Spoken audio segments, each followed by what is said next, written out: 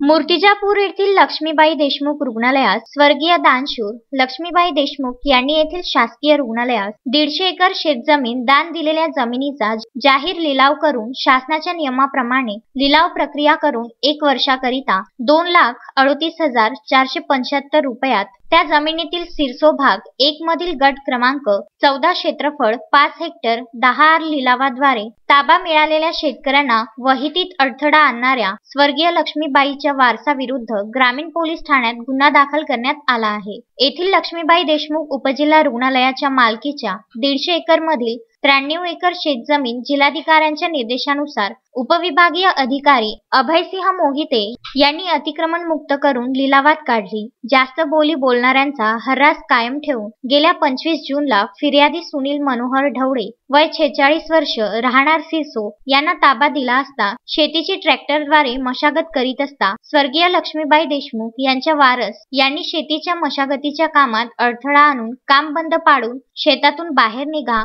असे म्हणत अश्लील शिवीगाळ करीत जीवे मारण्याची धमकी दिल्याच्या तक्रारीवरून आरोपी ज्योती विजय देशमुख, साक्षी देशमुख व उल्हास देशमुख सर्व राहणार मूर्तिजापूर यांच्या विरुद्ध ग्रामीण पोलीस ठाण्यात भादवी 447 341 294 506 34 कलमान्वये गुन्हा दाखल करून पुढील तपास मूर्तिजापूर ग्रामीण पोलीस करीत आहेत। बाळासाहेब गणोरकर, विदर्भ न्यूज, मूर्तिजापूर।